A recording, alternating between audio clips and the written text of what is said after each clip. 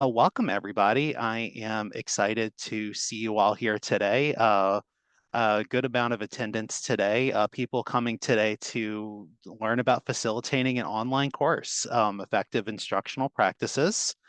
I have the pleasure of presenting today with Phoenix, who is an analyst with the Faculty Technology Center.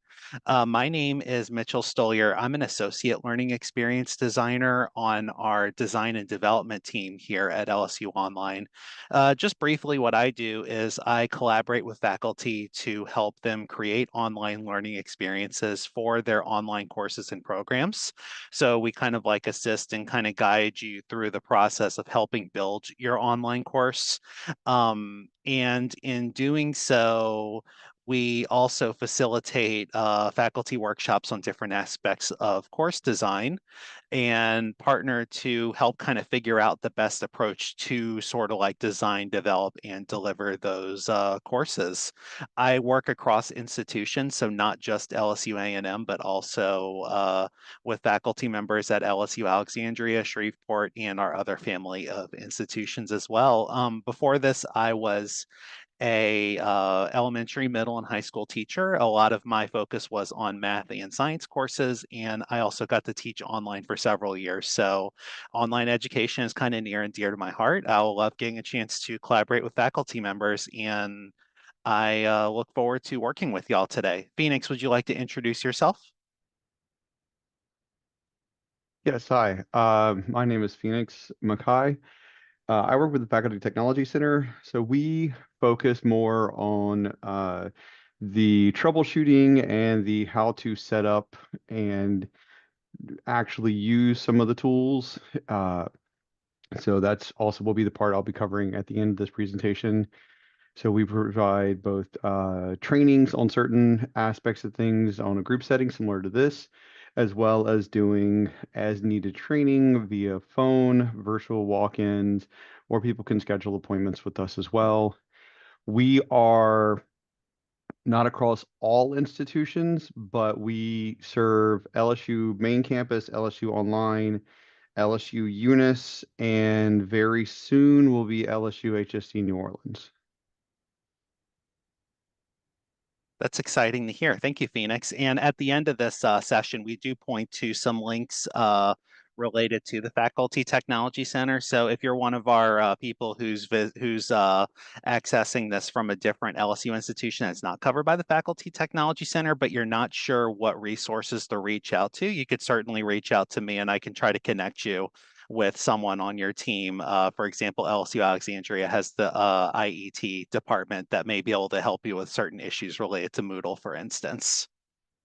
I would be excited to learn a little bit about you if you don't mind putting in the chat. I guess you can include what institution you're from as well as what you're teaching.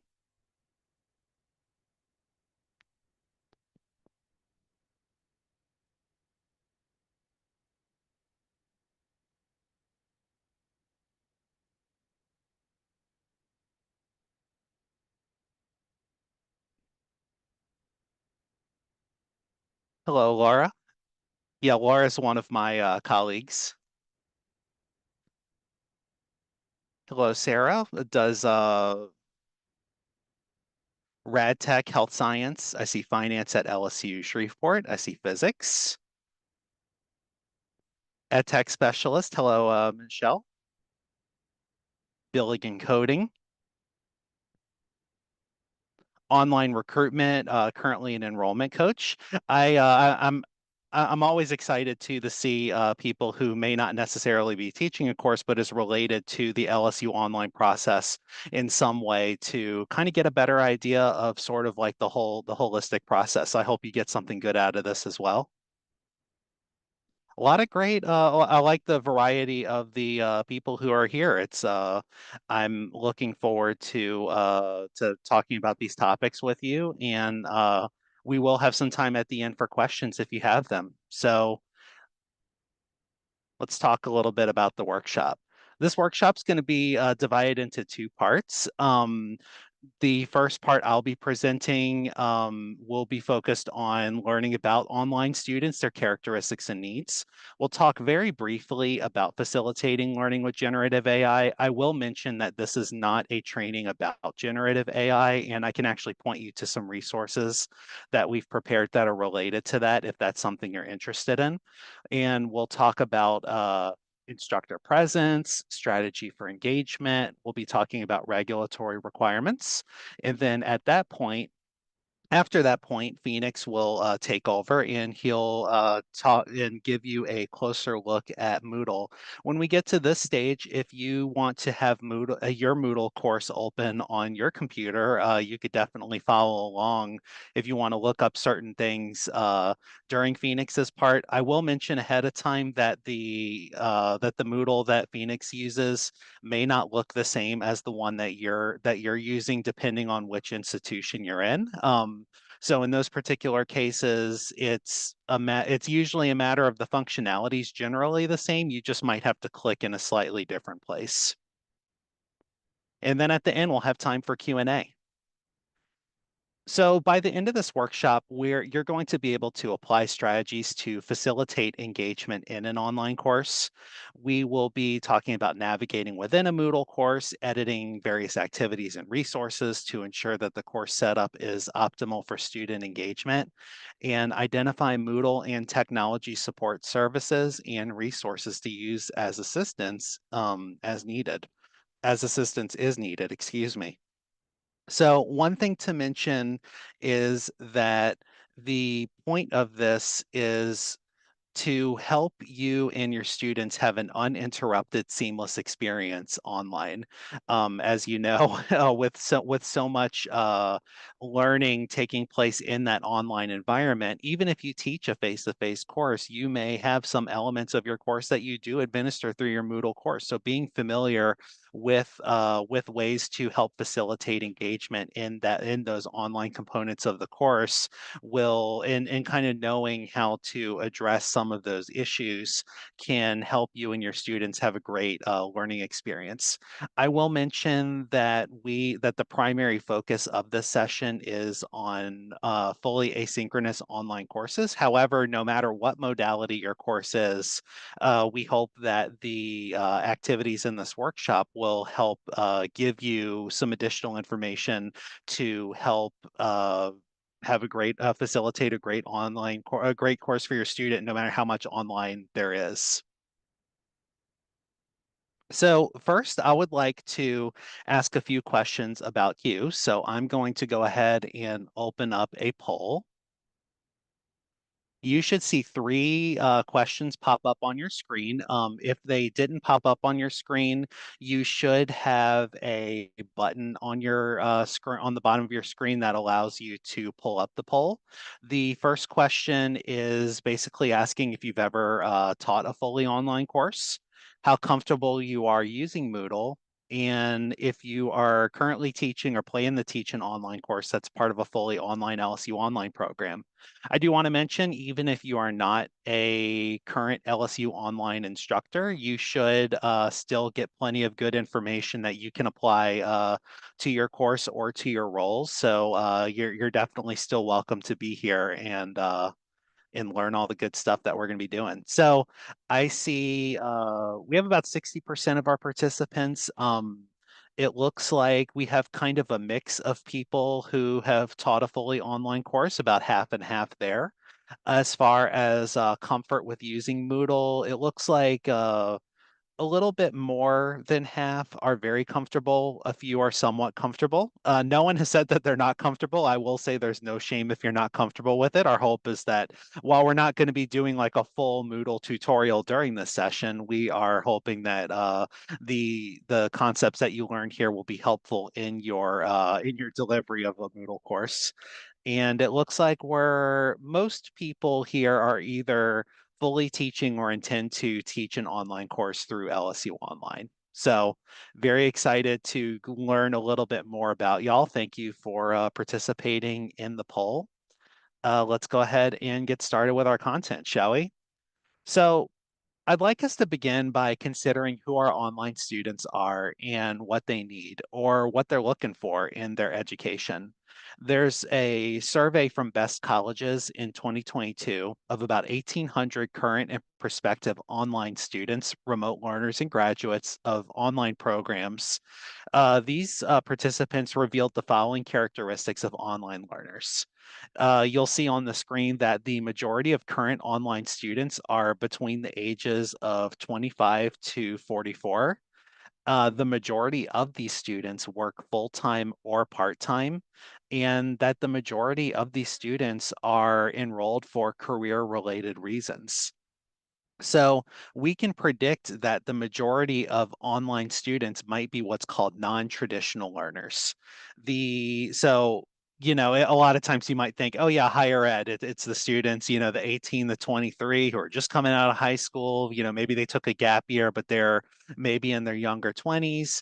Online students don't typically fit that mold. You get a wider variety, and as you see here, they have a lot of commitments, not just simply they're not just here for college, they're here for their career and they may be juggling other responsibilities and priorities in their lives. The flexibility of online courses allows these working professionals to learn around their responsibilities and schedules while balancing work commitments, parenting, and family time. So, while these are general characteristics of online learners, there are additional strategies you can use to learn more about your individual students and their needs. Some of those examples include like having a discussion with your program director or department chair about trends in student demographics that they've seen so far in the program. So, for example, a conversation you can have with them is asking like what kind of like transfer or non-transfer students they might be seeing come through the program, working professionals, military students. Another way that you can learn more about your students and better understand their needs is to administer a survey at the beginning of each term. You can even include a self-assessment at the start of your course so that you can coordinate your instruction accordingly. For example, let me pull up the screen right here. Okay, can everybody see Moodle on the screen? Okay. So like for example, in this particular course, it was a AWS course about the principles of cloud computing. So before the course even begins, in the very beginning, they have a questionnaire for the students to complete. And it's kind of an opportunity for students to be able to share like their current knowledge level, their familiarity with certain concepts.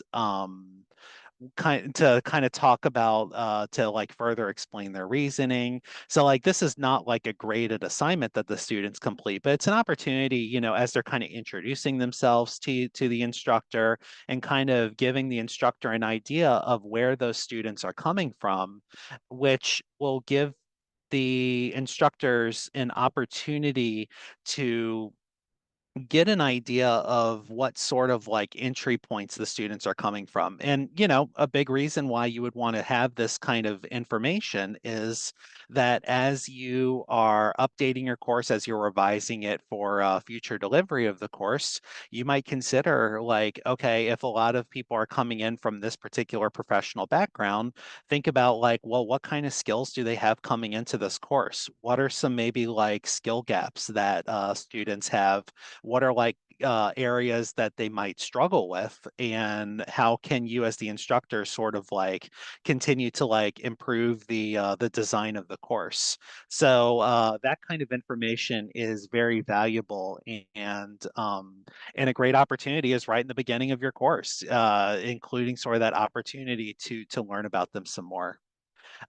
You might also find it helpful to include supplemental resources in the course ready to go for students who need them. So for example, you can kind of pre-pick ahead of time, like, okay, if you learn that like a lot of students are missing sort of like a fundamental concept about cloud computing, for example, maybe you include some resources that are like, well, what is cloud computing? What is it used for? And be able to have those resources ready to share with your students. With this plan and with this in mind, you can plan ahead and examine your classroom policies and materials to kind of ensure that you meet the diverse needs of your students. As you're facilitating your course, you can keep an open line of communication with them and allow students to voice any concerns that they have about their experience in your course, the program, or their education overall. So, to summarize, we should consider the difference in how today's online students differ from what we consider traditional students, the students who, enroll once they've completed high school. Their needs and life experiences might differ in what they look for and what they value in a learning experience.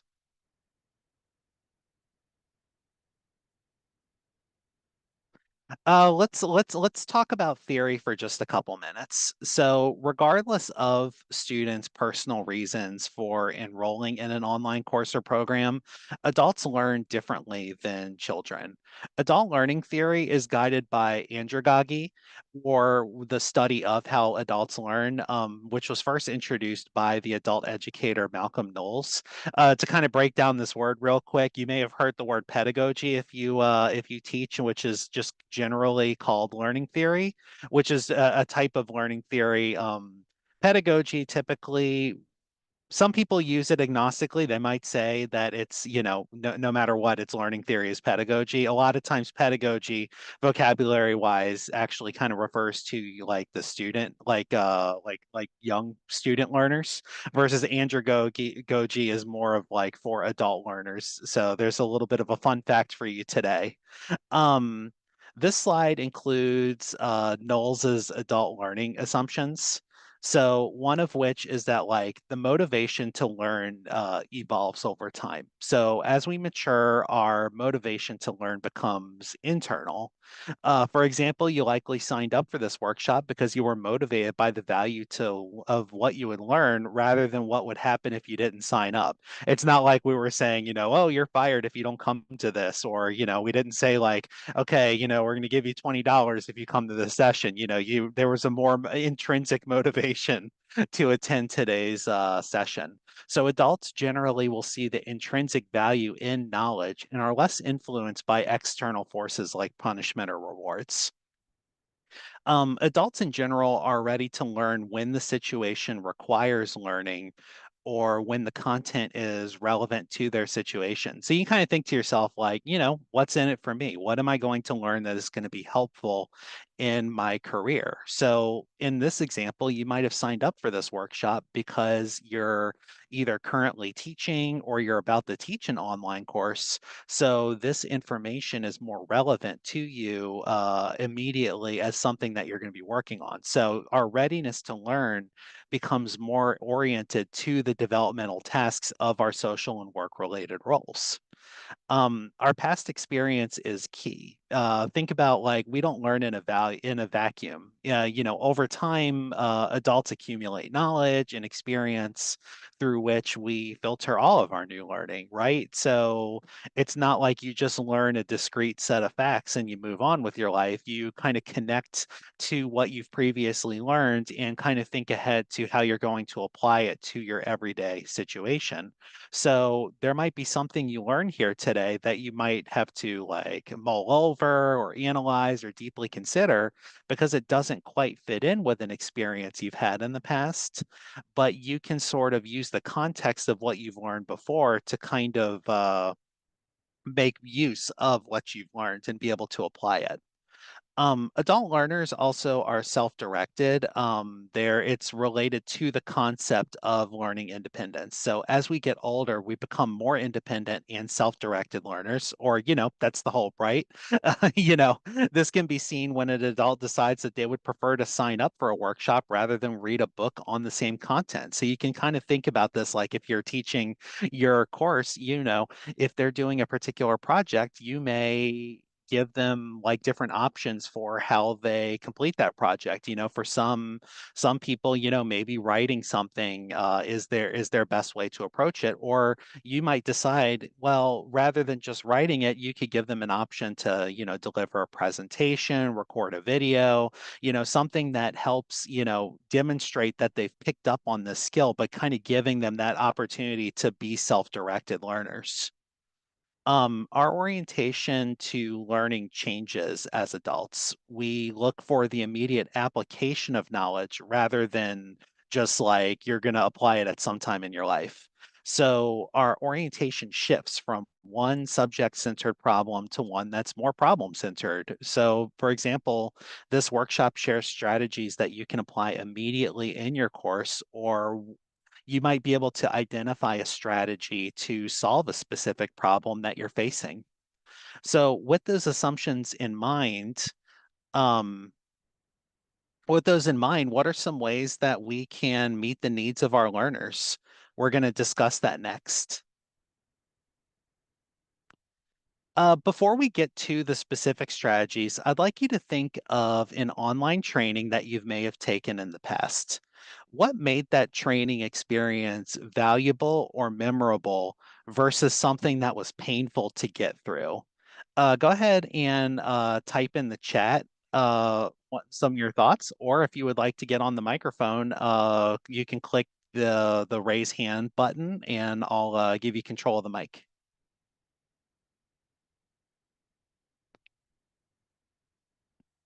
So to restate, what was something that was effective or memorable versus something that was more of a pain to get through?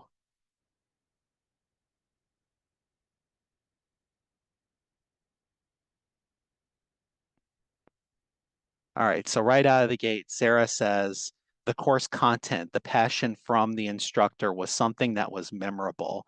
And I think about this in my own life, right? Like I used to teach math, and I remember taking math courses. I enjoyed math, but I still remember that one math course I took. It was a geometry course in high school, and it just did not seem like that instructor had much passion for it, and it just felt like a total slog. It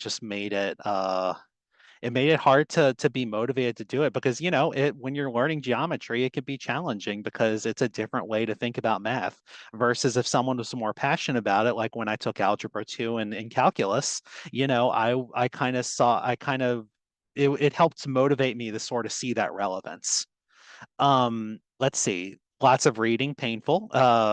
Laura says getting a chance to do hands-on relevant activities. Once again, going back to that sort of what's in it for me kind of thing.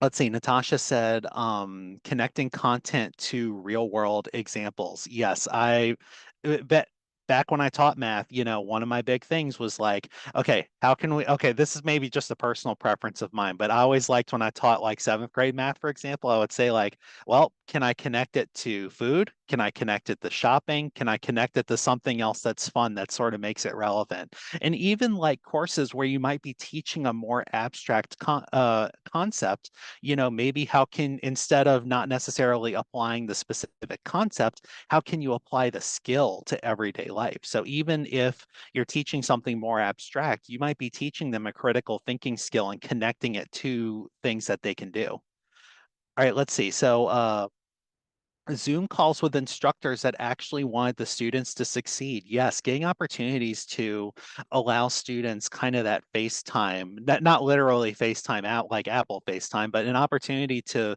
have sort of that face-to-face discussion, uh, kind of helps with connecting to that instructor, connecting with your students.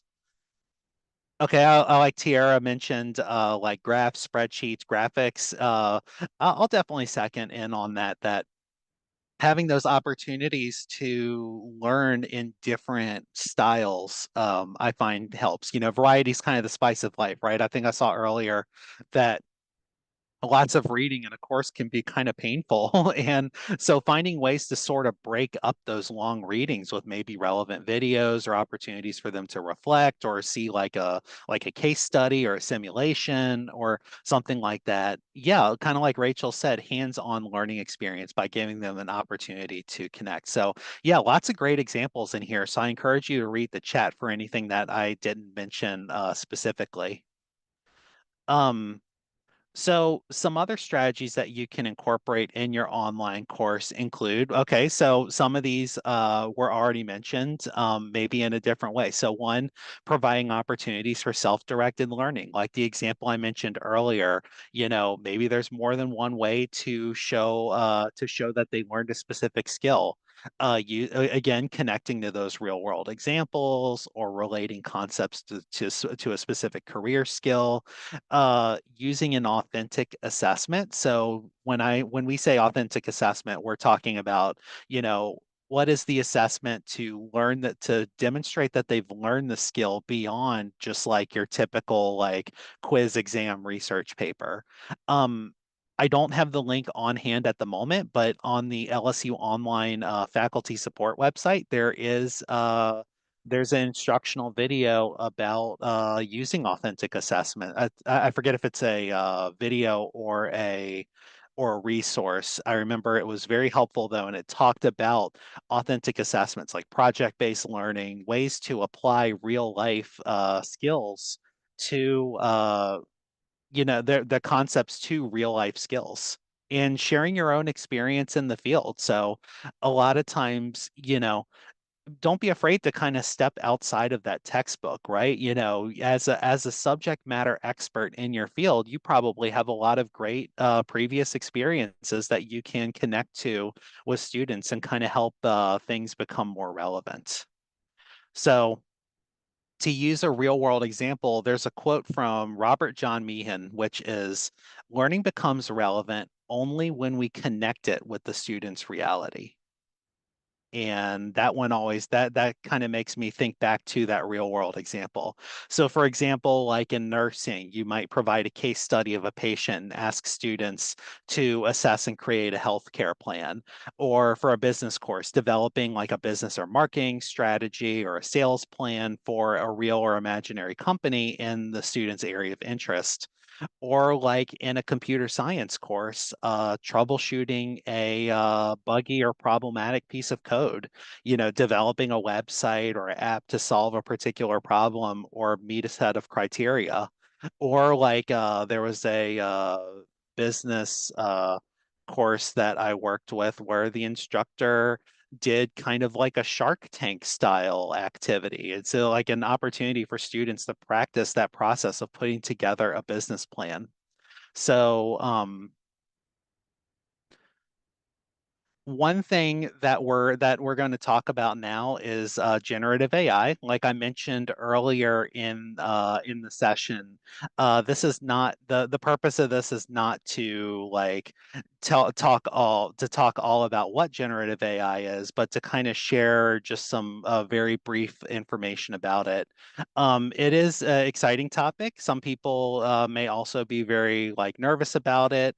The point of this part is just to kind of assist you with implementing some strategies and look at some examples that you could use to meet the needs of your learners. So, for example, this to be kind of hammy here, this definition was provided from using ChatGPT. But in general, generative AI is like using artificial intelligence systems that have the capability to create or generate content such as text, images, and other data, often in the form of a creative or human-like manner based on patterns and data it's learned from. Uh, there are hundreds of tools that can generate different types of content. The most common one we see usually get referred to are like ChatGPT, but you have your other ones like you know, Gemini, Copilot, and so on and so forth. We definitely encourage you to consider the as it's appropriate, consider generative AI to support course facilitation, but we want to be clear that it's not meant to be a replacement for you as the instructor. You know, your expertise and guidance as a faculty member is the irreplaceable impact on student learning, fostering critical thinking, and personal growth, and, you know, things that AI is not able to replicate. That being said, you might consider using AI to implement some strategies discussed here. So, some ways that you might use a text-based generative AI, such as ChatGPT, would include creating a learning plan for a new concept. You could you know, use it to help sort of create a scaffolded learning plan to kind of like help break it down to make it easier to grasp. Brainstorm how you might relate certain concepts to real world examples or current events. Um, One thing to keep in mind is that some tools are not necessarily connected to like live internet, so they may not always be able to create uh current event, you know, to relate to current events based on the content that it's trained on. So you would want to use ones that might, you know, if you want to use something that connects more, you know, you might use something like Perplexity, which is a AI powered search engine. You could brainstorm how you relate concepts to a specific career skills. You might also prompt AI to suggest a variety of different assessment types to evaluate a particular skill or concept, such as writing or video assignments, doing a portfolio. And these ideas can be revised to add real world applications to make them more authentic. And lastly, you can prompt the tool to create discussion forum prompts that encourage students to actively engage in a lively conversation or apply the concepts to a real world scenario. Um, One thing that I want to underline here, as I said earlier, the purpose of generative AI here, you know, using it is not to replace your abilities as an instructor. And it would be important for me to also emphasize here that anything that you do use that is created using generative AI, you should always apply your expertise as the instructor or subject matter expert to make sure that one, it's accurate if you use it, and two, that that you apply your own voice to it as well. That you are, you know, that it's not just, you know, typing in a prompt and then copying and pasting, you know, the generated results into your Moodle course. You know, you want to be authentic with your students and let them know, like, you know, that instructor review was still done through this process, you know, to make sure that you're giving students kind of like the best of you, right? So you may use it to help brainstorm something, but that might just be the starting point. And something else too, real quick, is just, you know, don't be afraid if you do play around with this stuff. Just make sure that you know, a lot of tools give you an opportunity once you get the output to be able to type like a response to it to further like tweak your prompt and continue to, you know, get like a revised output as well. Um, if you haven't already, I would also suggest taking time to kind of reflect on your individual philosophy of the use of AI in teaching and learning and how you might use generative AI to complement your teaching.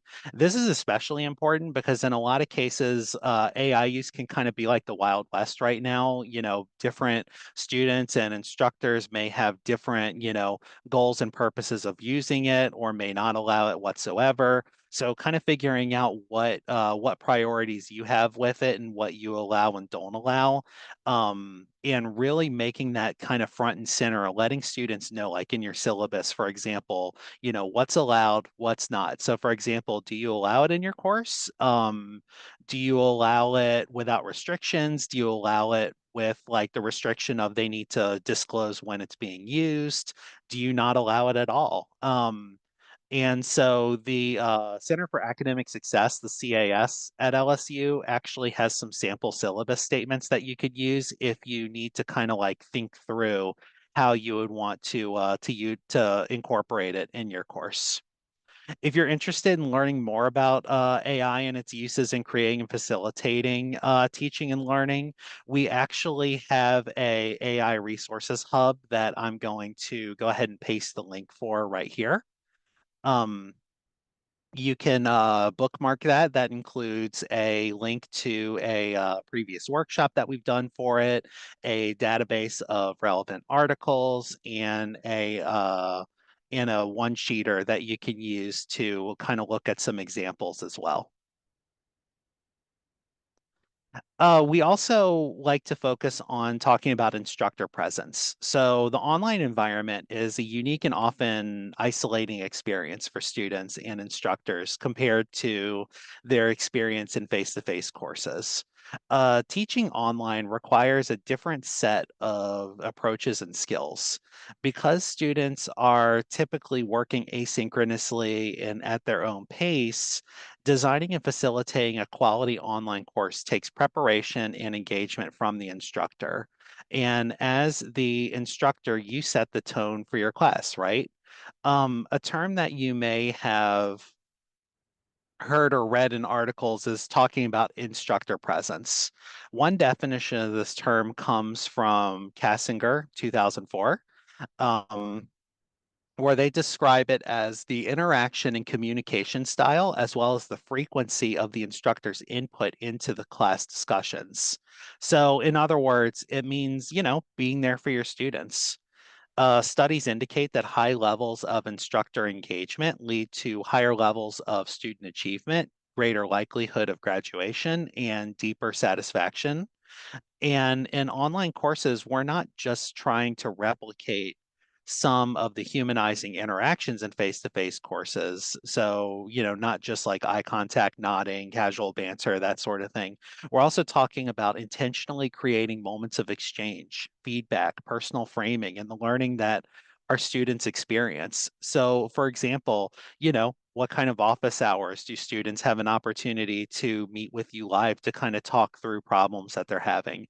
Or is there an opportunity for students to be able to get feedback from you? If they, submit a research paper, what kind of response are they getting from you? Are they getting like a graded rubric back? Are they getting some personalized feedback? Are they getting like a feedback document?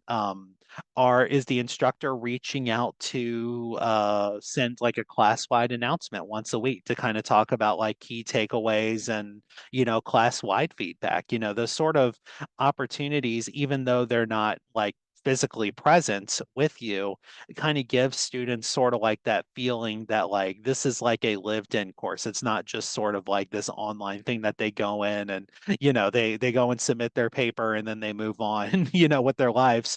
They get an opportunity to sort of connect with you as the instructor. So throughout the course, it helps to have a strategy for being present and active in your course. You might, in addition to some of the ideas I just shared with you, you might have students, you might make like a video that introduces yourself to your students. You might have a video that introduces specific modules and topics. So when I send out the presentation later, we actually have two examples here that you can click on and get a chance to sort of see kind of like the elevator pitch, for example, in one of these modules. For example, what is like really quick, what is kind of like the main idea of this module and why should you care, that sort of thing. um you don't have to be talking to students live or showing your face to establish instructor presence. We'll be discussing additional strategies for establishing, maintaining, and enhancing your presence or engagement with students in the coming slides. So let's look into some instructional activities you can include to facilitate engagement in online courses. For example, you have discussion forums. This is again, you'll be able to have access to all of these links to kind of peruse these examples. If you're having difficulty drafting an engaging discussion forum, I can point you back to the previous example of prompting a generative AI tool to generate a few suggestions. Um, of course, again, with your review and approval as the instructor of the course. Don't be afraid also to engage with others in your department. You know, if they're, your colleagues may have other suggestions for what kind of questions could really like engage students. And when I think about discussion forums, by the way, one topic I like to share with the faculty members I work with is I call them sticky issues and hot buttons. You know, obviously, you want these discussions to be both engaging and respectful with each other, but you want to have questions that sort of like give students an opportunity to maybe step outside of their comfort zone or an opportunity to share a little bit of their opinion with sort of like the supporting materials of what they've learned in the module. So, kind of like if you're in a face-to-face classroom, you wouldn't want to just ask a student a yes/no question, right? You would want to kind of have those hows and whys and what ifs and all of those sorts of questions that kind of engage students beyond and get an opportunity not just to engage with you, but also in their content, but also to engage with one another. Other examples would be to do group activities and projects. And I know sometimes you might roll your eyes and think to yourself, oh man, group projects can be challenging. And yeah, I definitely acknowledge administering a group project or activity can be challenging both in face-to-face and in online environments. But if you take the time to set up some clear expectations, help students figure out how to like set roles and time and have like a structured timeline for when to make submissions and what a process would be to help sort of like resolve disputes, you could absolutely have really engaging opportunities for students to benefit from one another in those sort of group projects. And one thing I always used to tell students when they would groan about a group project is, well, our careers and a lot of what we do in everyday life is group projects, right? Even if we're not submitting something for a grade, you may collaborate with a colleague to submit an assignment or even like in your marriage, right? That's a group project. You and your spouse are, kind of running your household and taking care of your home. So that's always how I like to connect it to my students. And then also giving students and yeah, exactly, Laura. Life is a collaborative project. Even if you're a solo person in your position, you may collaborate with clients in some way or another. So there's always some element of group work, whether people like it or not. And our role as facilitator could be to help students sort of see the value and have a good experience with it. Um, I also like the opportunities for students to give each other peer-to-peer feedback. So, for example, maybe as part of a course project, maybe there's an opportunity for students to post to a discussion forum and share project ideas and give feedback to one another. That kind of opportunity for peer review, you know, um, it can be really intimidating to turn in, a high stakes project at the end of a course. But if you kind of establish those opportunities for students to get feedback not only from their instructor but also their peers, that prospect may be less intimidating and also connecting back to their everyday skills and career skills. It's generally not realistic in a business environment to just turn in one iteration of a project and be done with it. You'll probably have like different phases, like a proposal phase and opportunity to get feedback from, your colleagues and things like that. So it kind of prepares them for that everyday sort of environment as well.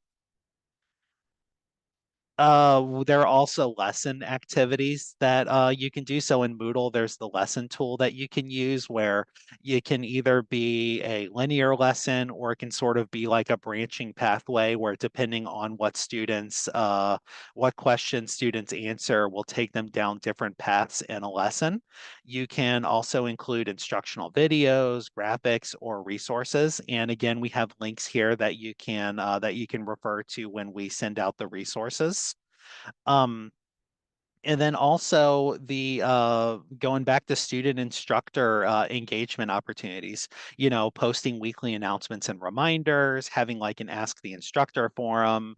I'm a fan of virtual office hours. The best part about virtual office hours to me is like even if a student doesn't even if a student doesn't come in, it's like, well, it's a time that I was going to be at my computer, already working anyway, right? So like you could have like Zoom open in your background, you turn on like the waiting room with the doorbell setting turned on, and then that way you're working, and then when you hear the doorbell ring you can let a student in, chat with them about what they need help with, and then other students, can sort of like line up in that waiting room as they kind of wait for you and still give an opportunity to kind of make that face time with your students. So a lot of this stuff is things that we've already talked about before, but really kind of like giving that timely, individualized, meaningful feedback and check-ins with students who are falling behind as well. Nothing to me says engagement and instructor presence more than, keeping an eye on your data as you're facilitating the course and noticing, okay, most students are in module 2 at this point of the term, but oh, there's a number of students who are here in module 1. What's going on with them? And reaching out to them, checking in. How are things going? Is there anything that you're stuck on? Anything I can help you to kind of get you moving? To kind of let them know, you care, right? And that the support is there, and that students don't feel isolated in their course. Online teaching requires students to engage in what's known as regular and excuse me, substantive interaction. That's also called RSI, as you can see me tripping over my words, right? This means that faculty should maintain frequent interaction and engagement with their students around the academic content of their course. Engaging in RSI is one aspect of what delineates an online course from like a correspondence course. This is especially important for the federal financial aid disbursement that students get, and and also universities get, and it's a federal requirement. So, for example, federal financial aid does not pay for correspondence courses. We have a one-sheeter that I'm going to share in the chat that has kind of a breakdown of the four components of RSI. Here, let's just focus real quick on these criteria. So, instructors should be initiating interaction. So it's not all, it's not just, students reach out to you with questions, but it's like opportunities for you to like send announcements to the students, provide them with feedback, uh, all of that sort of stuff. The interaction should be regular and frequent. So it's not just like one message in the beginning saying, all right, welcome to the course. Good luck. It should be substantive. So it's not just like, well, how are you doing? What are you hoping to learn? There should be some academic element to it. The instruction should also be with an instructor that meets the accrediting agency standards. So something to discuss with your department if you have questions about that. There's also academic engagement activities. So in this particular case, federal regulations, requiring the confirmation of attendance in order for students to receive federal aid. The confirmation of attendance in online courses is achieved by students completing an activity in Moodle by the census date, which is the final date for adding courses for credit and making section changes. And if the activity's in a third-party publisher site, instructors are required to post that grade to Moodle within 48 hours of the census date. If there's no academic activity available and students are not able to provide evidence of participation, it results in a delay in the disbursement of financial aid to students. So this confirmation is required for all students. and you should plan to provide qualifying active academic engagement activities before the census day to assist students in maintaining their federal financial aid. So far, we've discussed who online learners are, their needs and motivations, and strategies on how to engage with students, as well as examples of instructional activities to engage students. But we also have tools and features in Moodle that can help with engagement and facilitation in your course. So for this portion of the workshop, I'm going to turn things over to Phoenix. Hi. So let me take over sharing.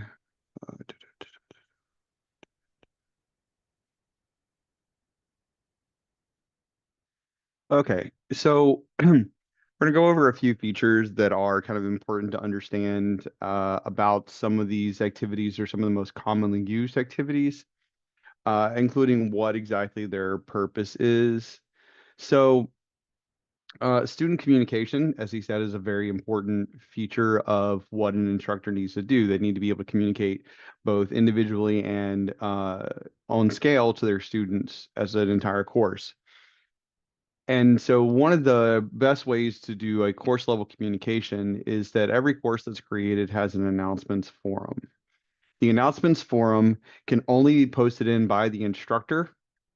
It is not one that can be posted to by students or anything. The instructor and anyone with instructor level privileges. So if you assign a TA or you have a co-instructor or whatever, they can also post to it. Um, when things are posted, it is also what is called force subscribe. Therefore, any posts that are made to it when the edit window is over, which is 30 minutes, there's also a way to bypass that. It will automatically email that post to everyone in the course. And that way you can have it. So, you would just add discussion topic. If you want to send it right away, you just click advanced. And there's this with no editing time delay. And that would make it send right away. This is a really good way to be able to communicate to your course as a whole because it allows that information to not only be sent to them via email, but it also keeps it in a centralized location, typically at the beginning of your course, unless you've moved it, that students can also reference back to. So if they've deleted the email or for some reason filters have affected it in their email, they still have a place that they can find all that information in the order that it was posted. Also, forums can be a useful tool for getting an assignment, an activity for students to do. There are two very commonly used types of forums, and that is set up during the settings phase of it. Um, though, there is the standard forum for general use, which means that everyone can make a topic, everyone can reply to anybody, etc. And you would be able to do that. The other one is a Q&A forum. In a Q&A forum, the instructor sets up the forum, and then the instructor needs to make an initial post. Once that initial post is made, all students reply to that post. And until their edit window of 30 minutes is over, they cannot see any other students' post. This forces them to have more original content. They can't just kind of scan what other people have posted and paraphrase everyone else or kind of come up with an amalgamation type post. They have to be able to think of it on their own, create their post, and then after the edit window is over, they can then see other people's content. And if the instructor is requesting it, they can also then reply to other students' content. Uh, just as an FYI, this, like many other features, Turnitin, which I'll go into a little bit more when we talk about assignment, is available in forums as well. So it can run a similarity check and an AI checker, provided that it reaches its minimum requirements for either one. The there are also two ways that they are graded, and you can have both turned on. Therefore, make sure you pay attention and only turn one on. One is whole forum grading. What whole forum grading does is it allows you to see every single post and reply made by a single student in that forum in one place. and it'll give you a link to maybe if they were replying, what the other people were posting, so that you can see that they were contextually giving an actual decent reply rather than just throwing information on a screen. But that way, especially if you were giving grades where you say it's 10 points for the form overall, but five are for initial post and five are for two replies, well, then you can see all of that in one place and go, okay, yes, they definitely gave their initial post, they gave replies, good. The other type is ratings. Ratings, what it does is you set a maximum points. As you are reading the post, there is a drop down menu at the bottom of the post that allows you to give the student a grade. So, for instance, in this one,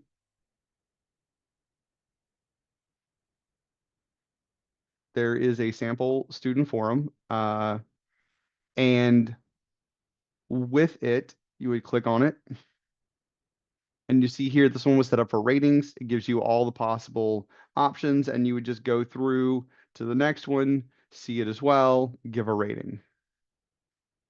That is how that one works. You also see when they posted it. So if you have a due date, you can see that it's after the due date. And if you give any kind of uh, grade reduction for being late, you can do that as well. Additionally, forums can be set up so that you can't grade anything that's late. It's an option. Replying to forums is simply done by here. If you're wanting to uh, create an original forum post, it's done with the add discussion topic. And that way, and in replies, you do have an option to reply privately so that if you want to give a reply to a student and that only that student gets to see, you can do that. Or if you leave this unchecked, it'll reply in such a way that any other student can see it so that it might be useful feedback for everyone. So you do have both options. The other thing, forums can also use a rubric, which is referred to in as advanced grading. That is created separately. There are information in the Grok articles. I don't have time to go in that today, but you can use rubrics for them. And so this one is set up to be able to use one. And so this one is also set up to be whole form grading. So here we have the grade users, and it will show us that user didn't post anything, I didn't. But here you have the post made by this person, and here you have the rubric that was created in order to be able to give a score. And you have score out of two, score out of one. And in this, you would generally say more detailed what the criteria is. Excuse me. Sorry about that. Next, we have assignments. Close. Assignments are an activity where students can upload. Again, if you put it, yes, it depends on whether or not you give. So they cannot see the comments that are only the student who's graded can see a comment that is in the rubric. But if you give a reply to a post, it'll be just the same as any other, where it is, if you don't tell it to make it private, it will be a public reply, or you can check a box for a private reply. So both are options. But the rubric itself and anything you put into the rubric is only visible to the student who is being graded, as well as the grades themselves. Good question. Thank you, Sarah. So we have assignments. Assignments is a place where students can upload file-based documents. They have a limit of a 500 meg size that can be uploaded. They can be Word documents, Excel documents, PowerPoints, image files, etc.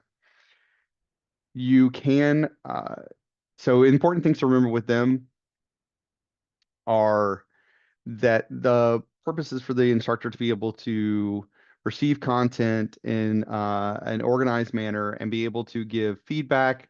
There are a variety of ways to do that, including the Turnitin tool, which I will give a brief mention of in this specific assignment. There is also, you could do a rubric such as advanced grading like the other one, but there are also rubrics that you can make and turn it in. And you can also re-upload files back to them in this as well. Although Turnitin allows you to grade it all online and not have to download things, so that's also a useful aspect. Assignments have this is the only activity where the due date is not with all the other dates of availability. The due date is down here. That is when it's due. That will show up in the calendar to the students. A cutoff date is a date that they can no longer submit after. So if you have a hard deadline, you can set a cutoff date. So for instance, in the courses that I teach, I give them 3 days in which they lose a letter grade each day. And then after 3 days, there's a cutoff and they can no longer submit and they get a zero in the activity. Because in addition to working in the Faculty Technology Center, I'm also adjunct faculty. I teach one course a semester in the LSU Library Science program, School of Information Science. And I've been doing that for, I think this is my seventh year teaching, seventh or eighth year teaching. So I have also experienced all this on the instructor side as well. The uh, The Turnitin can be turned on here. You would just say enable it, yes. You can tell it to show the similarity port. That is the theoretically plagiarism check. It checks for similarities between things. That can also, you can tell it to not include quoted materials so that you're not going to get everything flagged, even when it's actually quoted. But it can also catch paraphrases and such as well. So that's a good, useful tool. And in the thing, it tells you what the sources are. So you can kind of look and see, oh no, that just happened to be a similar phrase, but the article has nothing to do with this. They weren't actually quoting that article or paraphrasing that article. It's okay. Versus other ones where you go, yep, nope, this is very definitely this, and they don't have quotes and they don't have a citation. So this is a problem in which you might need to get student affairs involved in.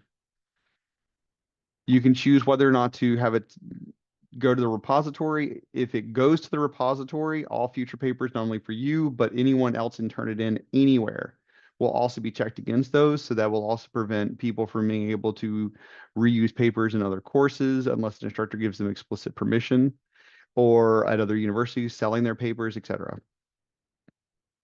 And this is where you would decide whether or not it would use a rubric.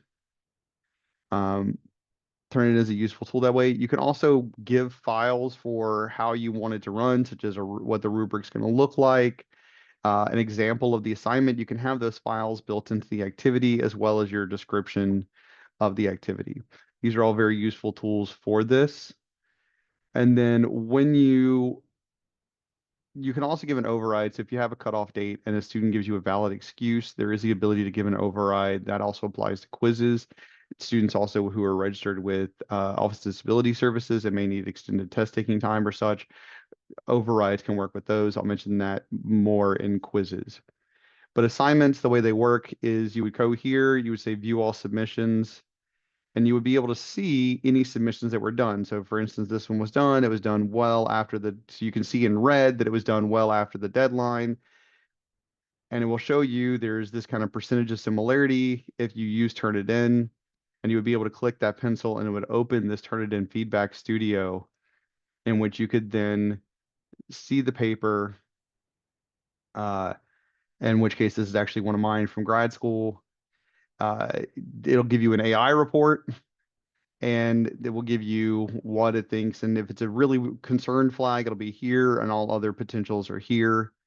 This is also if you were using a rubric where that would be, and your ability to even use quick notes. So you can click there, give a text, bubble, directly type text, or some of these quick ones are ones that are commonly used, and you can use that. Very useful tools.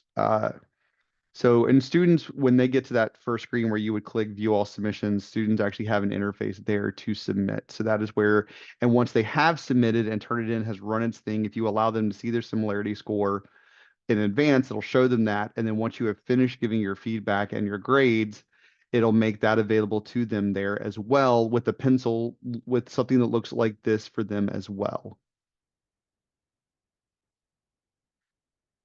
and you would be able, and if you grade and turn it in, it will push it here. Don't try to grade all your students at once. We have found that sometimes it runs into some issues if you do over 10 at once. So grade a few, close it out, come back here, let it push the grades, do a refresh, go again, keep grading. Sorry. Finally, uh, one of the last activity we're going to look at are quizzes. We have training on quizzes. There are videos, and we also have someone who runs training once a semester, usually on quizzes. Quizzes are an activity that actually requires a multi-phase setup. You have to set up this part, which is where it will be taken, and then you actually create the quiz either by pulling from a question bank or adding questions yourself. Some of the important things to note with quizzes are that timing open and close, and then you can set a time limit. So if you want it to be like in my course, I generally give them a week to take an exam. They have the whole week that it's available, but once they start an exam, they have a very limited window of time to take it. So say it's a midterm, I might give them an hour and a half to take it. They could take it anywhere within it, but they only have that hour and a half to take it. The most commonly used one is the default of open attempts are submitted automatically. That is also the one that runs into the fewest issues. Some of the others occasionally run into issues. So that one, if they're in the middle of typing, will save in the middle of the word that they're in the middle of typing and automatically save it for the student if they run out of time. Keep in mind, close quiz is the priority time over time limit. So if you have a close time of say 11:59 p.m. on today and you give them an hour to take the exam, but they started at 11:30, they will run out of time at 11:59, not an hour to take the exam. So it is whichever of these come, it is this one is the priority, but if this one comes first, this one will end it. The Uh, Another important one is the review options. This is how you can tell whether or not for students to when they see their grade. Points is how they see their grade in the grade book. Immediately after the attempt means as soon as they hit submit, they'll be able to see their grade. Later, while the quiz is still open, so if you have it open, say all day, it'll be a couple of hours later, 2 to 3 hours later, they'll be able to see their grade, but it gives it a buffer window basically. And then if you have a close time after the quiz is closed, so for instance, in my courses, this is what I do because I don't want anyone to see what they got or, and especially things like what their attempt was, et cetera, until after everyone has finished taking it. So when the quiz is closed, then they will be able to see their grade and everything else. So that's an important one to remember. You can also, if you have essay questions, turn it in for that as well, so that you can use that to be able to check for both AI and plagiarism. AI does require it to be in prose format, which means paragraph format. It also must be a minimum of 300 words for it to be able to run the AI checker. So if it is under 300 words and is not in paragraph format, such as say code for anyone who is in computer science, it will not run an AI check on that. Once you have done these and created this initial location, that is when you would go and click on the name of the quiz. And this is where you would be able to give overrides to students. Um, this is also questions is where you would go to be able to see any questions that are added. So here I have a combination of some questions that were created in it. So this one was created here in the quiz, and then these are drawing from a variety of question banks and is randomly choosing them. Those are all options. So there are Grok articles on it. Our website has some training videos on it. You can always call us, or we do have a training usually once a semester on quizzes. So those are all some important things to keep in mind. Once someone has taken a quiz, you would see right here, I didn't actually have a chance to take a demo of this quiz with one of the students, but you would see here, it would tell you that, so you have allowed attempts, and you would see attempts 1 of 1 if you only had one student, or, 1 of 5 if there were 5 students, etc. You would see that, and you would be able to go view their quiz. You can also preview the quiz to see what it kind of looks like to the student by clicking preview quiz and starting attempt. And this is generally what it's going to look like to the students up to the point that you hit finish attempt. because you'll see here and then the submit, and then what you see after the submit is not available unless you give this part is not available unless you let students review their attempt. Under the review options, if you let them see their attempt, they would see this. But they would not see this until that option was made available based on what timing you chose it. But up to that, that's what it would look like for the students. Finally, the gradebook. Again, we also run training on gradebook.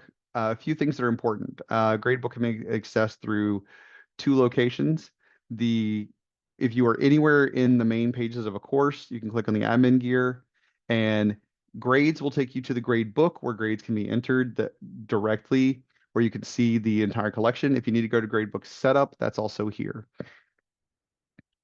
Gradebook setup shows you how it's laid out. It'll let you affect how the weights are done or change your weighting methods. Again, there's a whole section of training that is done on grade books, as well as a lot of videos explaining. We have three different major aggregation methods. These are all a variety of things.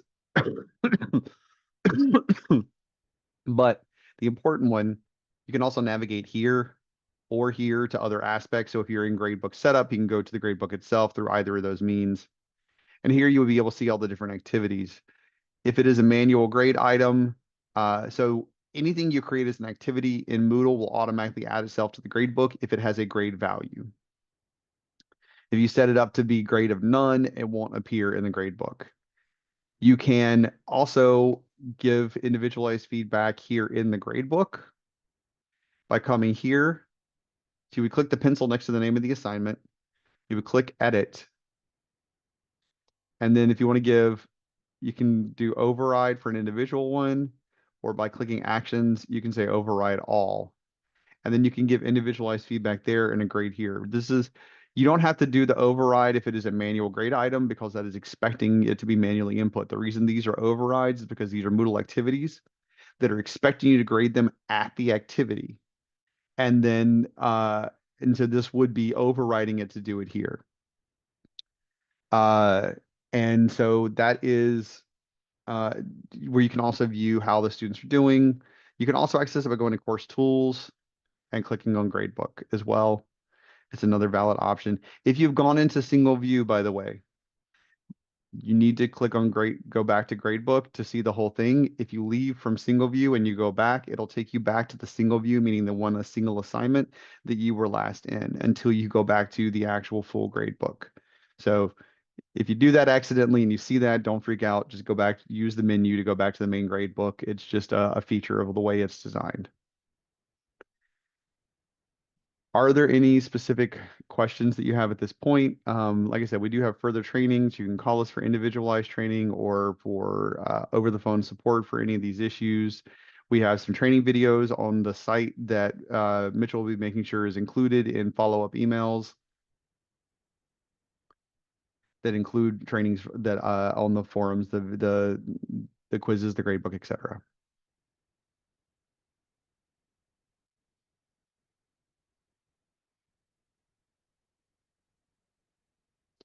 And he'll include a link to Grok because there are a lot of Grok articles that are also very useful for all of this as well. Thank you so much, Phoenix. Appreciate it. Let me also add on to what Phoenix was saying. Grok is a very useful website for tutorials related to Moodle. If you've never used it before, it can be a little overwhelming at first glance, but that search tool on there is very helpful. There's a lot of helpful Moodle tutorials and other technological kind of stuff too.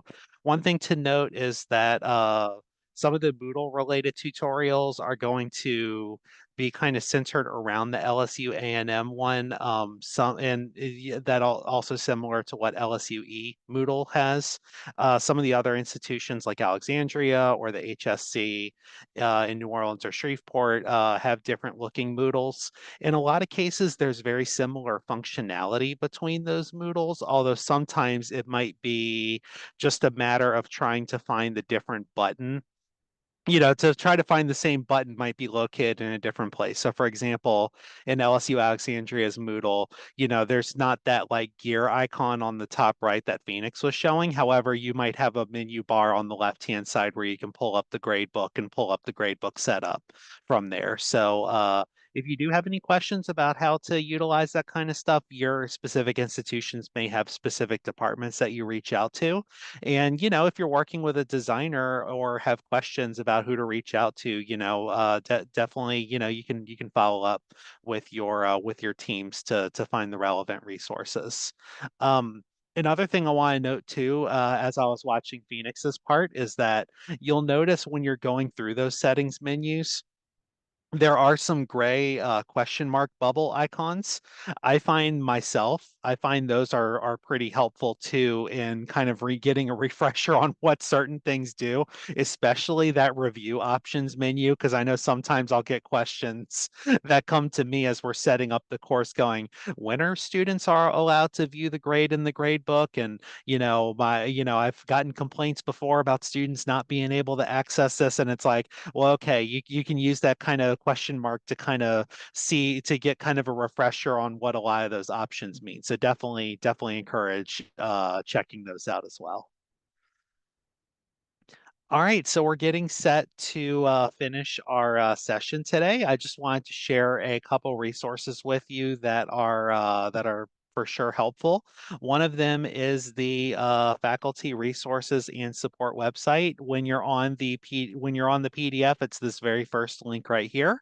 It is a support website that has all sorts of things related to designing, developing, and facilitating an online course. So, for example, if you scroll down here, you have the Technology Hub that has tech resources and support information. We have under course design and development, you have all sorts of tutorials and other resources. For example, that authentic assessments active resource that I mentioned earlier is located here. Also, if you're kind of a little newer in Moodle, there's also the Getting Started in Moodle link right here that's super useful. Um, there's also the support services website. This is where you can find the Faculty Technology Center. So if you are through LSU A&M or LSU Unis, you can contact the FTC using this. I will mention I've actually had an appointment before with the FTC when I had some challenges helping an instructor with setting up a gradebook in their online course, and they were super helpful. So I definitely advocate for reaching out to them as well.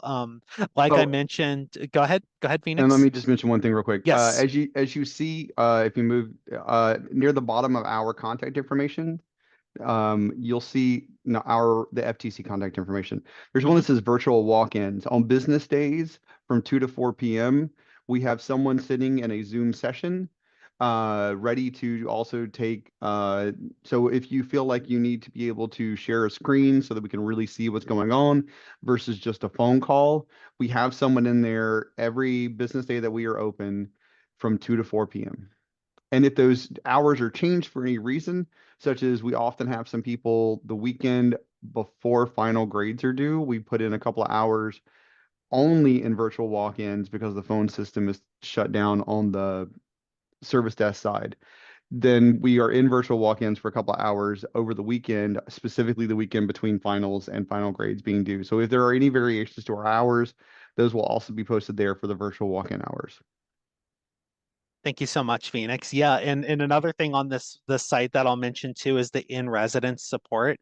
So you could either book with the FTC team or with one of the design development team members that's familiar with your college. So, for example, if you are interested in, if you're like with the College of Science, for example, um, and you need some like design guidance in how you might like design an activity that would be engaging for your students, you can, schedule an appointment with me. And this website will give you under in residence support, will give you a list of, so for example, like College of Science, you can see like you might meet with Greg to for more maybe like Moodle related questions. But if you have questions about like creating like an engaging activity in a science or math course, you might book a consultation with me. And you could, we have all the different colleges here that are related to A&M right there as well. Um, Another resource here, we have the preparing and facilitating your online course checklist. That gives you kind of like a helpful checklist of tasks that you'll need to start to work on before the start of each term that you teach an online course. Kind of gives you reminders of setting up your course and ready, making sure that your course materials are imported if you're importing from a blueprint course, and important information about instructor presence. We definitely appreciate you all being here today. We're going to send a link to this feedback. So if you don't have the ability to capture this QR code right now, that is totally fine. A copy of the QR code will be available on the PowerPoint slides, and I'll also include a link to it. We appreciate your feedback to kind of get an opportunity to see what was useful about this session, what was maybe not so useful about this session, because we continuously work on improving our trainings to help you get the most out of your valuable time. So if you are willing to take a few minutes to complete a post-workshop survey, we definitely appreciate it. And thank you so much for attending our workshop today. We have 10 minutes to remaining, and if you have any questions about anything that we've discussed today, we're more than happy to stick around for those 10 minutes, and you can get on the microphone, or you can type your question in the chat. But if you don't have any questions, you're free to leave. And good if you're teaching this coming term online. Best of luck to you. We hope you have a great session. And again, don't forget about those helpful resources that are available to you.